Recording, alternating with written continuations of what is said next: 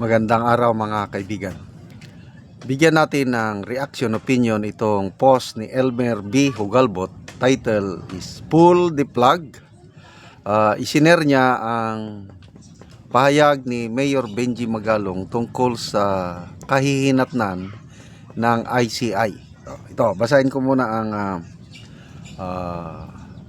pahayag ni Mayor Magalong. Sabi niya, maski na may intensyon na mag-appoint ulit ng commissioners, wala na sigurong magbo-volunteer. Kaya siguro pinakamagandang course of action dyan ay i-terminate na ang ICI. Kasi dalawa ng commissioner ang nag-resign, isa na lang naiwan. So anong gagawin ng Pangulo? Appoint ulit ng dalawa? Ito, sabi ni Elmer B. Hugalbot, the ICI is still in the ICU.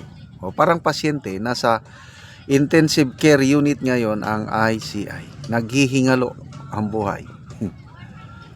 BBM's dilemma now is whether to pull the plug or appoint another two candidates to fill the vacant positions for commissioners and let the commission remain in what has always been its status since its birth, a non-persona in a vegetative state. Either way, the ICI is a liability for PBBM. Agree ako dito sa opinion ni Elmer Hugalbot na liability ni Pangulong Marcos itong ICI. Nung una, medyo natuwa ako. Nung una, nagtiwala ako sa ICI dahil sa presensya ni Mayor Benji Magalong. Dahil alam ko, walang sasantuhin si Mayor Magalong basta siya ang nag-imbestiga. Kaya nung inappoint siya na special investigator at advisor, sabi ko, ito, may pag-asa ito. Totohanan na ito. Kaya lang, hindi siya nagtagal. Dahil nung nagsimulang magtrabaho, mag-imbestigar si Mayor Magalong, biglang nagreklamo ang iba. Sabi niya, bakit nag-imbestigar si Magalong? Advisor man lang siya. So, makikita mo na ang ICI, hindi talaga, ang purpose ay hindi talaga yung i-uncover ang mga kawatan. Ang ICI, lumalabas ngayon is pang-cover up sa mga masterminds sa korupsyon na ito. Ang ICI is cosmetics. Ano yon? Makeup. Para palabasin lang na ang Marcos Jr. administration ay kunuhay galit sa korupsyon. But sa totoo lang, lumalabas na ang ICI is wala. Pakitang tao lang. Kasi bakit? Yun. Nag-resign si Mayor Magalong. Kasi ginagawa niya yung trabaho niya. Ayaw nilang gawin ang trabaho niya. Anong klaseng ICI yan? Sumunod si Secretary Singson. Wala palang pundo ang ICI. Sinasabi na mayroon. Kaya lang nasa dyaryo lang daw. Mayor Magalong spent more or less 30,000 pesos on his own money para lang gawin niya ang trabaho niya sa ICI. So ngayon, wala na, hindi na siya na-refund.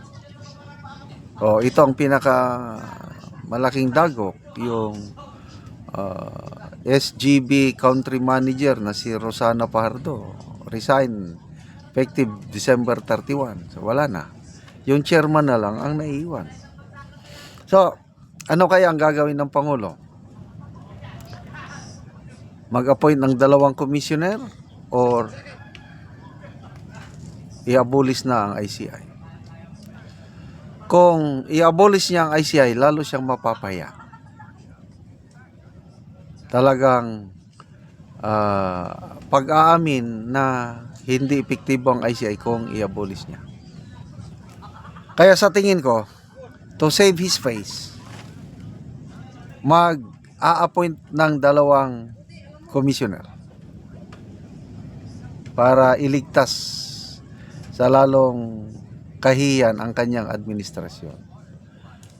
Either way, wala pa rin, liability pa rin. I-abolish niya, pagtatawanan siya. Mag-appoint siya ng bagong 2 commissioner, ganon din, pagtatawanan. Wala na. Ito na yung sinasabi ni BP Sara na ang gaba dili magsaba. Yung kamalasan ng administration itong nagsisimula pa lang. Again, kahapon nag-reunion kami sa aking mga classmates.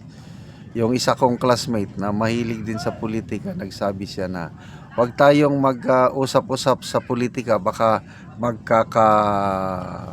misunderstanding lang tayo dahil sa politika. At kaninang umaga habang nagbre-breakfast, pinag-uusapan namin nangyayari sa politika. Parehas kami ng stand. Yung isa kong classmate na purihin ang dapat purihin at batikusin ang dapat batikusin. We all agree na sabi namin na talamak ang korupsyon sa gobyernong ito dahil mahina ang Pangulo.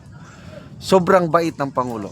Kung sa kabaitan lang, walang problema ang Pangulo. Kung sinasabi ko, kung si PBBM lang sana ang masunod, maganda sana ang pangyayari sa bansa. Ang problema, maraming nakikialam. Isa na dyan yung isa kong classmate nagsabi, pinapakinggan ko lang sila, ang nakikialam, ang kanyang asawa at ang kanyang pinsan. Yun. So, napag-usapan pa rin namin ng politika ngayong umaga lang habang nagbre-breakfast. Kaya lang, napatunayan ko, pare-parehas pala kami ng obserbasyon sa politika na ang presidente, he is not in control of the situation, kaya tayo nagkakaproblema. So, wala na. Kahit anong gawin sa ICI, it's a liability. Hindi na, ito pa, yung napag-usapan namin sa breakfast with my classmates, mapakulong. Sabi ko, kung mapakulong nila si Martin Romualdez, pupurihin ko sila. Kung kaya nilang pakulong, kailang inaamin nila mahinang ebidensya laban kay Martin Romualdez. Ang magagawa lang daw, sino bang nagsabi? Si John B. Cremulya. Ang magagawa na lang is civil forfeiture case na which is mahina. Dapat kung talagang magkaroon ng hustisya, criminal charges, may mapakulong na mga mastermind. Salamat mga kaibigan sa inyong pagsubaybay sa ating channel. Nakakatulong kayo ng malaki sa tribong Talandig ng Bukidnon dahil ang income natin sa channel na ito pantulong sa tribo. Namimigay tayo ng libreng yero at pako para makapagpatayo sila ng mas maayos na tirahan. Panoorin niyo ang video na ito.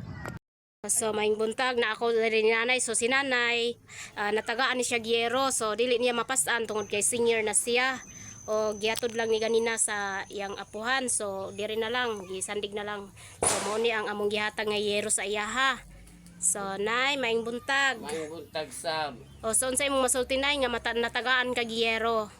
Sir, salamat yun kayo sa Ginoo nga iya kang gipadala sa amo nga manab. Pakinak lang gid ko siya tungod kay wala man gid kay bana ako gisaligan. O si nanay wala siya ibana. So pila na imong edad nay? Sa 69 din ako magsitinta na ako karon. So senior si nanay, sumuna iyang balay, so gipasan lang nga kanina siyang apuhan, so atong sudlon kung unsa ang kahimtang ni nanay, nay natagaan na gyud ka giyero, mapulihan na gyud ang imong balay nay. Kuya na ni siya kining daan ako gyapon ning gamiton ibutang nako dito bago sa gato. So si nanay mo ni ang balay ni nanay, so tuluan na gyud kaayo, so buwi na gyud kaayo, so na ay mga kuan na ay so, mga si nanay na ay mga dugay na gyud kaayo si nanay nga pagkabalo niya, so siya na lang gyud ang nagapuyo diya siyang balay. So diri sa sulod ni nanay, so kung muulan gikuan na lang na siya o kuan para sa ulan. So mo nang kahimtan ni nanay, so isa ra si nanay nga nagpuyo sa iyang balay kay balo na siya.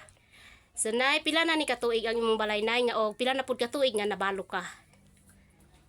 gabayin tinakatuig akong pagkabalo pero kining balay mga pinangayo ko ni dili pa kay ni dugay mga napulo pa kani kato pinangayo ni tanan So mga daot na nay. mga So daot ako rang unsay imong masulti ngay nga tagaan man kagiyero nay, mapulihan na gyud ang imong balay. Salamat kayo sa imo sir kahulog ka sa langit sa amo amo pulihan na gyud ning amo akong balay maarang-arang na ni og mapuy-an ko na gyud. Sige Akong nay. iampo sa Ginoo nga unta siya ang mugiyag mag-ubang perminti kanimi na unta So ipadala na kay niya anak an nanay, ha na kay anak. na ano sila pangabuhian. So si Na nanay. ako eskwela isa, mo nang galisod kay ko kay na ako eskwela graduating Sige o nay, college. salamat pud kayo nay. Merry Christmas. Salamat sad kaayo hinaut untang Ginoo nga maguban kaninyo aron daghan pagid mapanabangan ninyo parehas sa ako.